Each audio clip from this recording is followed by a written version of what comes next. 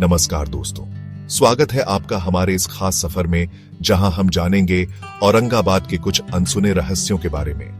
महाराष्ट्र, भारत का ये ऐतिहासिक शहर अपनी समृद्ध सांस्कृतिक विरासत, मुगल प्रभाव और शानदार वास्तुकला के लिए जाना जाता है। लेकिन दोस्तों, क्या आप जानते हैं औरंगाबाद के पीछे छिपे उन रहस्यों को जो इतिहास के पन्नों में दबे पड़े हैं? यहाँ औरंगाबाद के बारे में 10 कम झांत तथ्य दिए गए हैं जो आपको हैरान कर देंगे। तो फिर देर किस बात की, आइए शुरू करते हैं औरंगाबाद के अनोखे सफर को और खोजते हैं उसके अनसुने रहस्यों को। दोस्तों, क्या आप जानते हैं कि औरंगाबाद को पहले खड़की के नाम से जाना जाता था? जी हां, मुगल सम्राट औरंगजेब द्वारा इसका नाम बदलकर औरंगाबाद करने से पहले शहर को खड़की कहा जाता था। इसकी स्थापना 1610 में अहमदनगर सल्तनत के एक मंत्री मलिक अंबर ने की थी। मलिक अंबर एक प्रतिभाशाली सैन्य रणनीतिकार और प्रशासक थे, जिन्होंने खुद को एक शक्तिशाली शासक के रूप में स्थापित किया। उन्होंने खड़की को अपनी राजधानी बनाया और शहर के विकास और समृद्धि में महत्वपूर्ण योगदान दिया। मलिक अंबर की दूरदर्शिता और नेतृत्व ने खड़की को एक महत्वपूर्ण व्यापारिक और सांस्कृतिक केंद्र बना दिया। लेकिन 1626 में मुगल सम्राट शाहजहां ने खड़की पर विजय प्राप्त की और इसका नाम बदलकर औरंगाबाद कर दिया। यह नाम उनके पुत्र और भावी मुगल सम्राट औरंगजेब के नाम पर रखा गया था। औरंगजेब ने औरंगाबाद को दक्कन में अपनी राजधानी बनाया और यहां से मुगल साम्राज्य के एक बड़े हिस्से पर शासन किया। दोस्तों, अजंता और एलोरा की गुफाओं के बारे में तो आपने सुना ही होगा।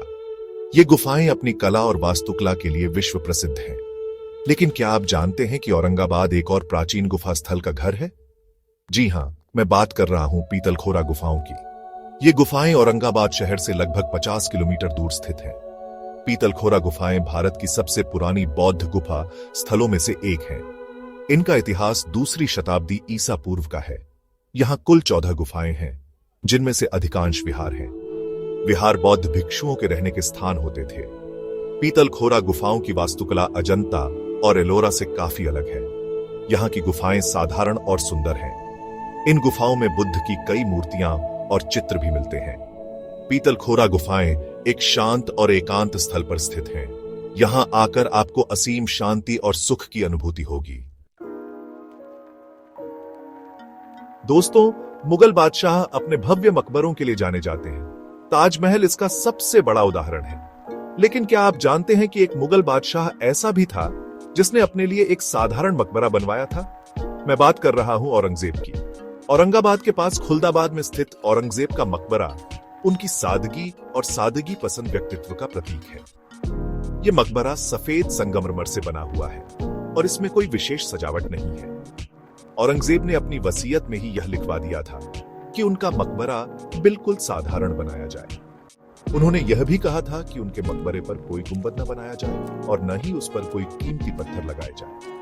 औरंगजेब का यह साधारण मकबरा हमें यह सिखाता है कि जीवन में सादगी और नम्रता का बहुत महत्व है।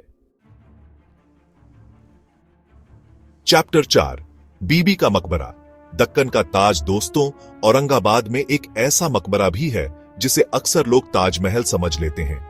यह मकबरा है बीबी का मकबरा।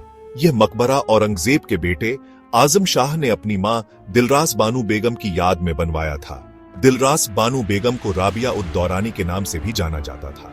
यह मकबरा ताजमहल से काफी मिलता जुलता है और इसे बनाने वाले वास्तुकार ने भी ताजमहल से ही प्रेरणा ली थी। बीबी का मकबरा सफेद संगमरमर से बना हुआ है और इसके चारों तरफ खूबसूरत बगीचे हैं। इस मकबरे में मुख्य गुंबद के अलावा 4 छोटे गुंबद भी हैं। मुख्य गुंबद के नीचे ही दिलरास बानो बेगम की कब्र है।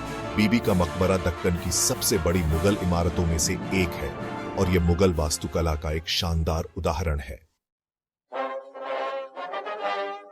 चैप्टर 5, बावन दरवाजे, औरंगाबाद का गौरवशाली इतिहास। दोस्तों, औरंगाबाद को कभी पावन दरवाजों का शहर भी कहा जाता था। यह नाम इसे इसलिए मिला क्योंकि इस शहर में कभी बाव दरवाजे थे। ये दरवाजे शहर की सुरक्षा के लिए बनाए गए थे और इनमें से हर एक दरवाजे का अपना एक अलग इतिहास था। आज भी औरंगाबाद में इन बाव दरवाजों में से 13 दरवाजे मौजूद हैं।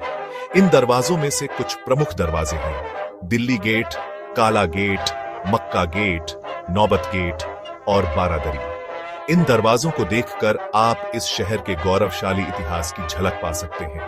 इन दरवाजों का निर्माण अलग अलग शासकों ने कराया था। उदाहरण के लिए दिल्ली गेट का निर्माण मुगल बादशाह औरंगजेब ने कराया था।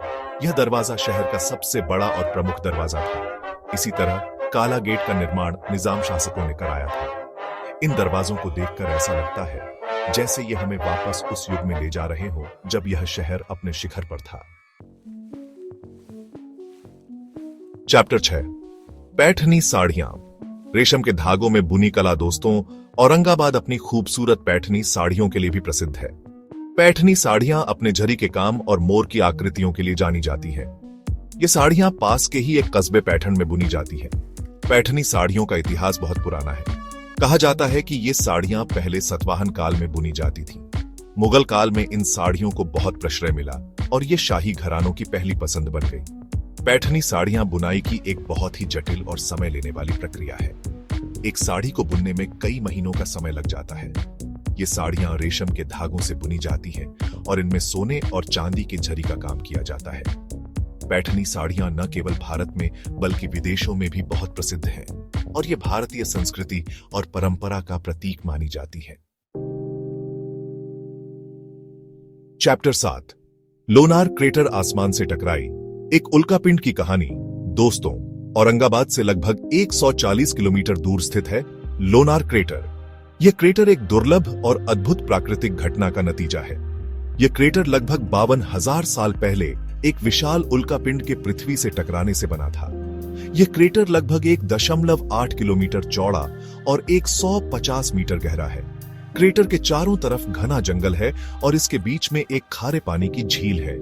यह झील भी उल्कापिंड के टकराने से ही बनी थी। लोनार क्रेटर को देखने के लिए दुनिया भर से पर्यटक आते हैं। यह क्रेटर हमें यह याद दिलाता है कि पृथ्वी पर कितनी अद्भुत और रहस्यमयी चीजें मौजूद हैं। दोस्तों, क्या आप जानते हैं कि औरंगाबाद में एक ऐसी नहर भी है जो जमीन के नीचे से होकर गुजरती है?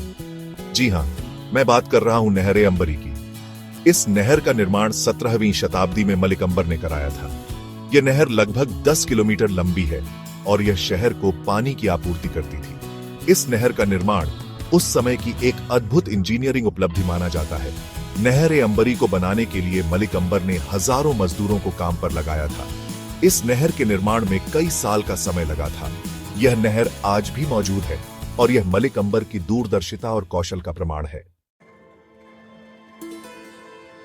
दोस्तों, एलोरा की गुफाओं में स्थित कैलाश मंदिर दुनिया के सबसे बड़े चट्टानों से बने मंदिरों में से एक है।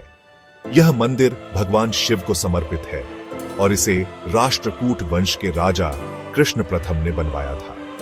कैलाश मंदिर को बनाने के लिए एक ही चट्टान को काटकर इसका निर्माण किया गया था। इस मंदिर को बनाने में लगभग 18 साल का समय लगा था और इसमें हजारों श्रमिकों और कारीगरों ने अपना योगदान दिया था। कैलाश मंदिर अपनी भव्यता और वास्तुकला के लिए विश्व प्रसिद्ध है। यह मंदिर भारतीय वास्तुकला का एक शानदार उदाहरण है। दोस्तों, औरंगाबाद के पास ही स्थित है दौलताबाद किला। यह किला भारत के सबसे मजबूत किलों में से एक माना जाता है। इस किले का इतिहास बहुत पुराना है और यह कई राजवंशों का गढ़ रहा है। दौलताबाद किले की सबसे खास बात है इसकी अंधेरी सुरंग। यह सुरंग किले के अंदर बनी हुई है और यह बहुत ही संकरी और अंधेरी है।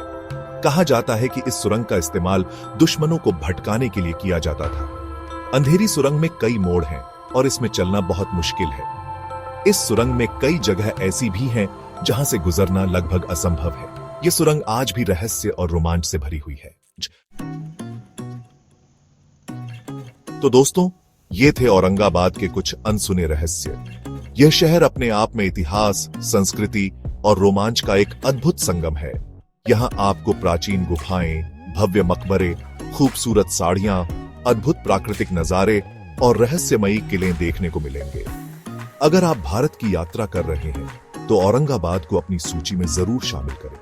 यह शहर आपको निराश नहीं करेगा। दोस्तों, अगर आपको यह वीडियो पसंद आया हो तो कृपया इसे लाइक करें, शेयर करें और कमेंट करें। और ऐसे ही रोचक और ज्ञानवर्धक वीडियो देखने के लिए हमारे चैनल ट्रेंडिंग कंटेंट 130 को सब्सक्राइब करें। धन्यवाद।